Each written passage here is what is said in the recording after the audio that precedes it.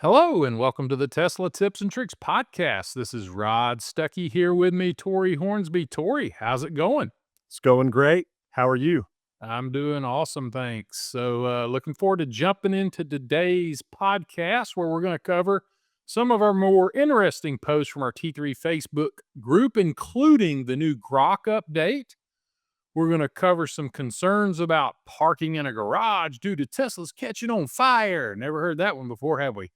Solving suspension squeaks, and what do you do when your AC starts smelling bad, and much more. But first, for those who may be unfamiliar, Tori, tell us a little bit more about the T3 community. Sure. We're the largest Tesla Tips community in the world. We have over 281,000 members, and our community has one goal, and that is to provide great real world tips and tricks that maximize the Tesla ownership experience for Tesla owners and prospective Tesla owners. We also provide member deals and Tesla news and EV news, of course. And I do want to mention, if you haven't joined our Facebook group as we're going through these posts, we welcome you to come and join and come and click on and search, find these different posts and comment and add your thoughts on them. And also, we release our very best content on our YouTube channel. So if you've not done this already, be sure that you go to youtube.com/at symbol Tesla Tips and Tricks, youtube.com/at Tesla Tips and Tricks, and subscribe to our channel. And like this video, add some comments. It really helps the algorithms to show you better content in the future. That's right. And we're excited about growing our YouTube channel. In this day and age, we're seeing more and more AI, artificial intelligence, with regards to Tesla. And our channel is filled with a different type of AI called actual intelligence. We only do it through real humans and real content that comes from humans. You It's know, not Rod, artificial. Rod, you said something to me recently, and AI is a buzzword right now. There's a lot of value in that word, I would even say. And your comment was, when did artificial become valuable? And I was thinking about that, like artificial flavors. It's Right. horrible. Like Artificial colors, artificial flavors, so artificial artificial, personalities. Nothing artificial is good. except for AI, which then again, sometimes it's not.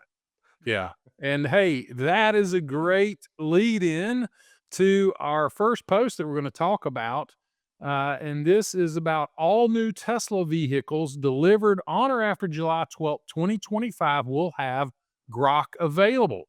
For all other Tesla vehicles, to enable Grok, you must have the following: an AMD processor, vehicle software version 2025.26, and premium connectivity or Wi Fi connection. Tori, take us through this post about some Grok action in your Tesla.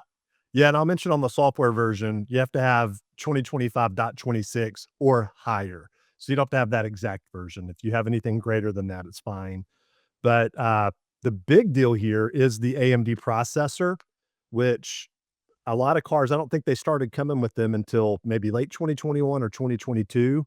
If you know the answer to that for sure, of when the AMD processor started mainstream being installed in Teslas, comment on the video and let us know. But you do have to have the AMD processors. The 2021 and newer vehicles, the majority of them have Intel processors. And Tesla did add a note that says Grok may become available for additional Tesla vehicles with an update in the future. So we'll see how that goes. But for now, it is the AMD processor. And, you know, I'll just start with kind of a basic comment here by Cherie. Hope I said that right. Cherie says, "What is Grok?" And we've talked about this before, but Grok is the name of Tesla's AI, uh, or Twitter X. It's called XAI. And think Chat GPT, but this is Tesla's version of that. And then Lanil Hey, comment, Tori, yeah, Cherie said, "What's Chat GPT?" I'm just kidding. I made that up. But hey, if she doesn't know what Grok is, she may not know what Chat yeah, GPT is. And that's not me being ugly. It's, there's still a lot of professions, a lot of people out there that just don't have a need in their life for a chat GPT. So, um, tell us what chat GPT is. So it's all based on AI, artificial intelligence. And when you think about Google doing a search, if you want to find something out, you go to Google and you do a search, and then it brings back relevant websites that match your search. And then you can go and investigate on those websites and find your answer.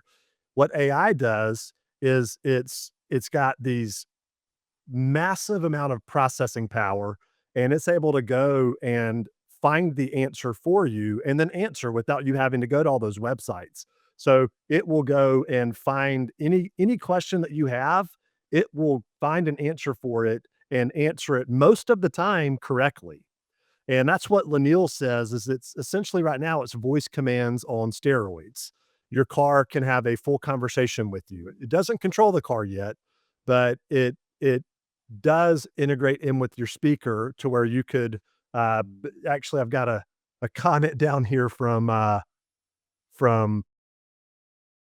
let's see, Tom. Where's Tom? Here it is. It says, Tom said, "Any problem or question in the world, your car can tell you how or answer you." And then Terry commented to that or replied and said, like, "Do crabs have eyelashes?" And that sounds absurd, but you could ask Grok, "Do crabs have eyelashes?" And it will answer with the correct answer. So it's almost a time waster at this point of just being able to waste some time, talk to your car, ask questions, get really good answers from it processing and scrubbing the web and finding answers for you for any question that you have.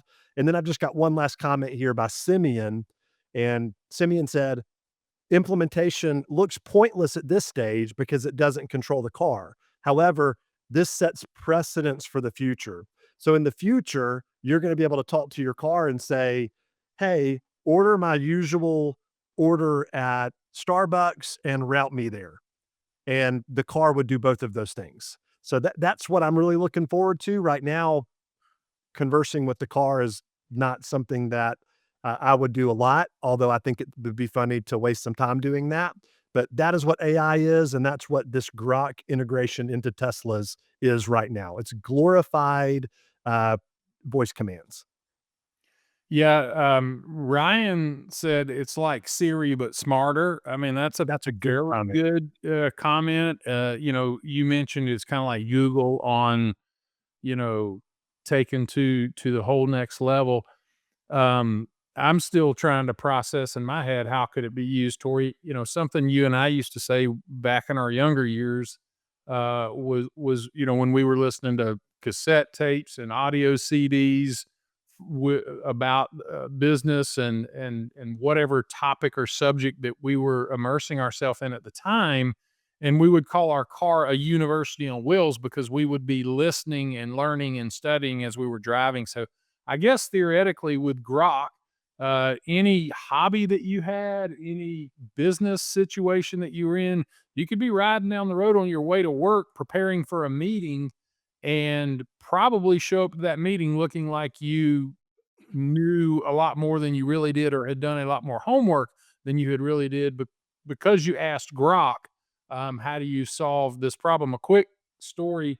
My daughter is managing an Airbnb and they were doing a grand opening and she had the Chamber of Commerce was going to come out and do a ribbon cutting ceremony, and so she was going to do a speech at the ribbon cutting ceremony, and she asked Chat GPT, same as Grok, to write a ribbon cutting ceremony speech and then she just gave 4 or 5 benefits of the Airbnb, and she sent me this speech, and it was unbelievable, and it spit it out in about 2 minutes, and so that's just a simple example of how artificial intelligence can help you in a pinch with your profession or with, I mean, I could see where, Tori, you could be, on your way to go fishing for a certain type of fish in a certain area and ask Grok, and it could probably tell you what kind of bait and line and how deep to fit. I mean, that's just another wild example, but I No, that I hadn't thought about the University on Wheels aspect just because I tend to listen to Audible, but I could see where that could come in handy. You're going to a client meeting, um, and, it's in an industry that you know a little bit about or a lot about, and you could just say, "Hey, Grok, tell me the 5 most important things about this industry or this product," and it would go and find it. And what makes Grok really cool at this stage, the integration with Tesla, is every other case that I've used ChatGPT or Grok, I type it in. So you have to go to the site and you have to type it in. And the conversation, you can upload a voice file, but it's not speaking back. It's not a conversation. It's text back and forth. So having this integration where you can speak to Grok and Grok speaks back to you, pretty awesome. Tori, I'm picturing you on your way to your tea time to play golf, asking Grok how to How to fix the fix slice. how to fix that wicked slice off the tee box. Yeah. Isn't that something? Boy, no telling what the future holds. All right, so we're going to move on from Grok to our next featured post. I had 190 miles of range left, and it's only 146 miles to get home, but I ended up with a negative 5% battery. How is this even possible, Tori? I think the best answer to this is by Ken Schultz. He says, "The battery doesn't store miles. It stores energy, and it can use more energy to accelerate quickly, drive uphill, drive into a wind, drive in the rain, drive with the window open, run with the air conditioning, accelerate more quickly." So, his point here is that when you put it on range and it's showing miles, you expect to be able to drive, 190 miles. But the battery isn't storing miles, it's storing energy, and you're using that energy for the display, you're using it for the air conditioning, for the audio system, for full self-drive, the computers, the cameras, and it therefore, you never get the full range that you see, in mileage. And that's why a lot of people, including Ken here, says, change your display to show a battery percentage instead of estimated miles. That really helps people connect dots and going, I've got this much percentage. And just in general, call it 80% of your battery capacity if you're driving normal could be used for your range, but it's never 100%. And then I've got one more comment here by MG, and he kind of hits some specific things here too. He says, air conditioning, altitude change, your speed, just turn on the navigation and it'll tell you if you can make the range or not. The problem is people that they think that they can make it because they see a number of miles in the battery, but the car knows better. And that is the big thing. I do navigation to, I mean, pretty much everywhere because I'm using full self drive, though, I guess to be fair. But uh, if I'm taking any trip, even if I wasn't using full self drive, if I was taking any trip over 20 miles, I'm gonna go ahead and put it in there because the car does know all. It knows better, and if I'm going to need to stop to recharge the battery, it will route me there. I don't have to think about it. That's why I put every address almost everywhere I go, I use Tesla's navigation to take Yeah, me. that's what DLT says. A more accurate estimate is given on navigation due to it takes a more, let me start over. A more accurate estimate is given on navigation due to it takes into account driving conditions and your driving habits. Your outside temperature of 140 degrees is probably a factor too. Um, Oh, and then but hold on, just on that point, that's a really good point because the computers could factor in how much miles you have left, but it doesn't know how and where you're going to be driving. When you put something in navigation, the car goes, oh, it's interstate at 70 miles an hour. It's going to use more battery. That's why your battery percentage or range is not accurate because it's showing the capacity of it, the stored energy versus when you put in navigation that 300-mile trip, it factors in the uphill, the downhill, the type of driving you're gonna be doing. Interstate uses way more battery than around town. It's actually opposite of a gas vehicle. Gas vehicle on the interstate, you burn less gas than you do stop and go driving around town. In a Tesla, you actually get I get better range when I'm in stop and go traffic around town. So, uh, but when you put it in the navigation, it can see what you're going to do, and therefore it can compensate. That's a really good point by Yeah. ELT.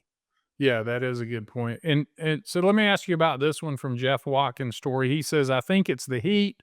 I drove from San Clemente, California back home to St. George, Utah and experienced the same thing. It's so hot. The AC runs more. I was also driving fast. So, I mean, I'm down here in South Florida right now and it's smoking hot. Is the heat just across the board going to use more battery? I'm assuming so. Well, yes. What's funny about this though is that cold uses battery too because the battery has to warm itself up. Batteries need to be warm in order to function at properly to output the full amount of power. And when they're too warm though, they have to cool down and therefore it Yeah. runs a radiator fan. So if it's too cold, it's running the heat pump and it's circulating the coolant to actually warm up the battery. If it's too hot, it's running the fan in the radiator and the pump to cool down the battery. I would say that that's definitely contributing to this. I've noticed that on the chart on my Model X, I've chosen to show the energy graph on the right side of the screen that's in behind the steering wheel, and I pay attention to my watt hours per mile. And I love that because I can see if it's using a lot. And when I first get in my car and it's like hot, it's 110 degrees in my car and the AC kicks on full blast and I'm driving, down the road, I'll notice my watt hours per mile will jump way up over 400. And then as I get going, Model X's are power hungry, but it'll drop down to 330, 340, maybe 350, depending on what I've got the temperature set at and how I'm driving.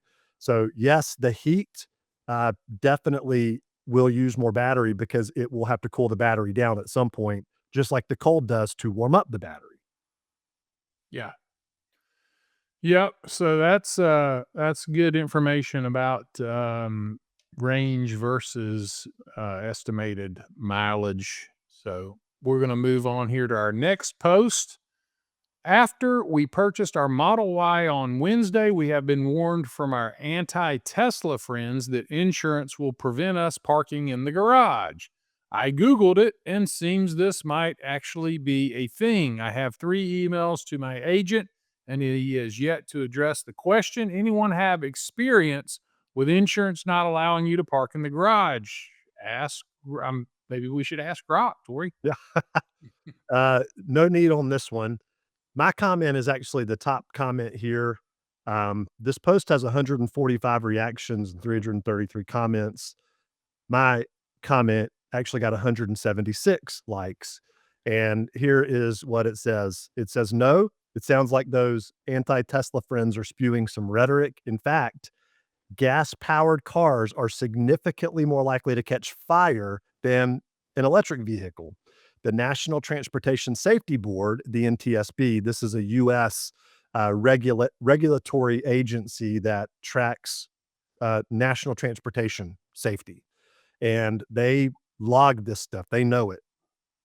They report that there are 25 EV fires for every 100,000 vehicles sold. Compare this to 1,530 gas car fires per 100,000 vehicles. 25 for every 100,000. So this is per capita, it's a percentage. So you can't say, well, yeah, there's less Teslas out there. Of course, there's more gas. No, no, no. This is per capita. This is per 100,000 vehicles. 25 compared to 1,530. So that means that gas vehicles are over 61 times more likely to catch fire. As a percentage, it's 6,120% more likely that is more likely to catch fire on a gas vehicle. And I was watching this video, Rod, and I do have one comment, but I want to see what your thoughts are on this first. And the video said, you know, if we all had just electric vehicles and somebody came along and said, I'm going to create a gasoline engine and you're going to pour 20 gallons of this flammable substance into your car, and it'll be in a container in the car that's Yeah. connected to the car, and then the car will run, and it will through explosions that are happening in there and pumps that are pumping this flammable liquid up to the front, that's what's gonna power the car. People would be like, "You are crazy. That's the Yeah. stupidest idea ever." And that yeah, I'm a hot rod guy. I love gas engines, but that comment really struck a nerve with me because I was like, "Yeah, that would be crazy if it was all electric and people said, "We're gonna put this flaming liquid in the car and store it, and that's how we'll power the car." I was like, that that I really mean, struck a nerve. an internal combustion is fuel, fire, and compression. The middle word is fire. There is literally that is the foundation, fuel, fire, and compression of an internal combustion engine. I was watching a motocross race from 2 weekends ago, or 4th of July weekend, and a guy's 250F KTM caught fire while he was riding it, and he didn't know it, and he's going down the track with a fire in between his legs, and that's an internal combustion engine. So, yeah, Yeah. it would if we all had electric vehicles, that would sound pretty absurd. Yeah, and not to mention too, gas fumes are toxic, so if you have a fuel leak, it's not a good thing, obviously. And so the last it's not even a comment, the original poster provided an update on their post and said, "I should have specified homeowners insurance claims if the Tesla were to catch on fire, that my auto property damage coverage maxes out at 300,000, which is less than half the value of my home." And that is a good point. So, there are restrictions in your homeowner's insurance policy that depending upon the cause, like for instance, if a if a manufacturer's defect of something caused a fire, the insurance company might say that was their fault. You take it up with them. So there are limitations there, but that provision that the insurance company puts in there to max out $300,000 worth of auto property damage is not EV related. It's not even Tesla related. So I would say this is more of an issue still for a gas vehicle because they're 6,120% more likely to catch on fire. So park in your garage. Don't worry about it, is what I say. And um, EVs are far less likely to catch on fire than a gas vehicle. So if you're worried about your your insurance not covering the full amount of a fire, then don't park any vehicle in your garage. But certainly you wouldn't want to do gas over electric uh, because the And more we'll wrap this thing up, and this is what is so great about the Tesla tips and tricks community. I mentioned, this is actual real Tesla owners, 333 comments, and just to sum up the majority of the comments, it's we have State Farm, we've never heard this. We have Progressive, it's fine. We have USAA, it's fine. The 300 plus comments of real Tesla owners and real people, not Grok, not Google, that are saying that this is just flat out not the case. And so just a great resource of quality content from real Tesla owners, making it abundantly clear that this is absolutely nothing to be concerned about. So with that, we will move on to our next post. I noticed many owners having issues with squeaky suspension, apparently noise coming from the top ball joint. If you're looking on YouTube, we'll pull up a picture here. Someone recommend replacement. Some made puncture and spray grease. I can say it's easy to remove boot clip with a syringe. Press it roughly 15 milliliters of grease. I kind of butchered that, Tori. Take us through that post. well, I'll give you some grace here. I think that you read it as it was written. So that's uh, yeah, not calling anybody out there, but you definitely There's read it there's as a a great picture here, though. Picture's worth 1,000 words, and you can see what I'm looking at just appears to me to be a worn out rubber bushing. yes. So if that bushing, if the actual rubber boot is cracked and splitting and worn out, it has to be replaced. You have to replace the component. And that's what Charles Lay says here is that this is a temporary fix. Regreasing the bushing is a temporary fix. And Alan comments and says, well, it's worked on mine fine for a year and a half now. And then Charles replied to that and said, it's worked for a year and a half for me too, but now it's squeaking again. So I think at this point I'll replace it. Well, what I want to point out here is that so what a bushing is it's for these it's metal on metal. And inside there's grease that makes the metal on metal have a barrier to move around back and forth so that it doesn't wear out metal on metal. Well, as that grease deteriorates and the metal on metal happens, it starts to squeak. So if you're going to do this regrease with the syringe and you know push it into that bushing, you got to do it as soon as you start hearing the noises because the more that it is squeaking, the more it's on metal, and it's actually wearing it out. Or if the rubber bushing is cracked and deteriorated, you got to replace it because it can't hold the grease. It's just going to keep on giving you problems. So uh, if you look at, we'll put it up here on the screen here. It's a post by, let me find MG or Ken Schultz. Let me see here. While you're pulling that up, Tori, my experience with challenges like this are you're risking potentially, it's a temporary fix, and if you continue to try to milk along the temporary fix, you end up with worn out additional parts that end up costing you more than it would have cost you to just replace the bushings, whether that be the joints or the arms there. So Yep. So, and that's what you find in the comments are people saying, "Hey, if it's under warranty, they'll fix it under warranty. So just go and do it." But Paul has a comment here and says, "Hey, I just had the same problem. I took it to the dealer. It cost me $2,250 because the bushings were cracked and they had to change my control arms. I was hoping for just a grease job, but I wasn't able to do that. Have 100,000 miles, so not bad as a first expense." Um, still $2,250 is a lot of money. And, especially if you can re-grease it. Uh, so is it temporary? Well, getting a new one is temporary because that part, metal on metal with grease in it, if you can't replace the grease, that's why there's those little grease fittings on lawnmowers and tractors and a lot of other vehicles. And probably, I don't know why there's Zert not one on fittings. Zert fittings. Zert fittings. I don't know why Tesla didn't put one on this. They're brilliant engineers, but to me, it seems like they should have done that. But anytime you have a bushing that has grease in it, unless you can add grease, it is a temporary part. And then replacing it with the new one is a temporary fix if you can't re-grease it.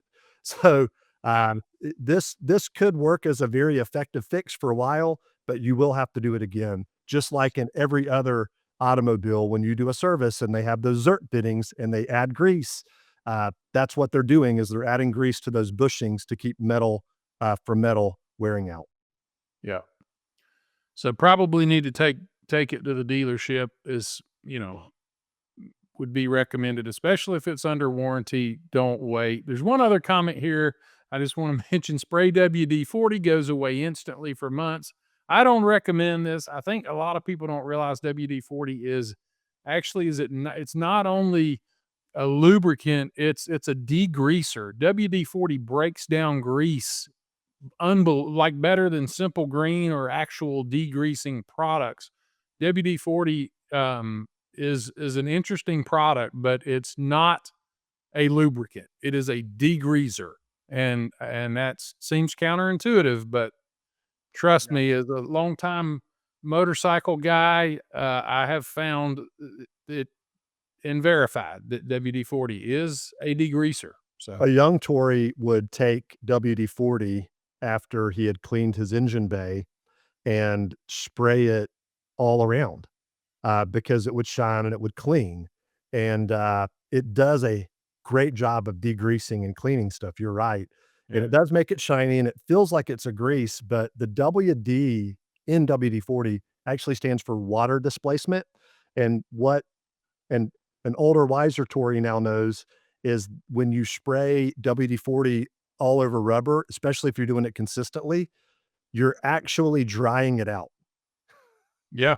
and it's gonna Exactly. start cracking and wear out faster. So Yeah. do not do that. Yeah. Absolutely. All right. So we're going to move on to our last post. Does your Model Y HVAC slash AC smell bad? I'm paraphrasing. How do you guys fix it? I heard that it's from mold and mildew in the evaporator. So what is causing this is usually not mold and mildew in the evaporator. It's actually mold and mildew growing and contaminants growing on your filter. So you've got a cabin filter that when you turn on your air conditioning, the air runs through that cabin filter from the outside into the inside. And you can imagine that as it's getting wet and as you're running over things and just different material gets caught up in there, they get really nasty actually. You'll be surprised when you pull those things off how bad they can get. But they catch all that stuff, they catch all the contaminants, they filter the air, and therefore they need to be replaced. And they sometimes can need to be replaced every 6 or 9 months. And in fact, when they start smelling, when you get in your Tesla and you turn on your air conditioning or your heat and you smell something a little funky, you need to replace your cabin filter. That's the actual indicator that you need to replace it. And then there's also in Model S's, Model X's since 2016, and Model Y's since 2020, there is the bioweapon defense mode, which uses a HEPA filter. It's not in any Model 3 because of the space constraints of a Model 3, but Model Y since 2020, Model S and X since 2016. And what it does is it pulls in outside air and it filters it through a HEPA filter. And basically, what a HEPA filter does is it removes like 99.97% of all particles in the air, as small as zero point 0.3 micrometers in diameter. So it is a secondary filtration system with activated carbon.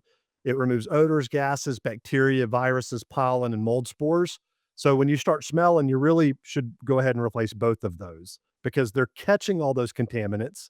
And with the biodefense mode HEPA filter or the bioweapon defense mode HEPA filter, it's catching even more contaminants. And so when you smell that smell, replace your cabin filter and then go ahead and replace your HEPA filter as well. I will be releasing a video on this soon. Actually, I'm just waiting on my cabin filter to show up. I've got the HEPA filter for my Model X. I'm going to be filming a video on how to do this, but you can find how to do this on the Tesla website, and there's a lot of videos out there too to show you how to replace it yourself, or you can have Tesla do it. Tesla Service Center will handle it for you.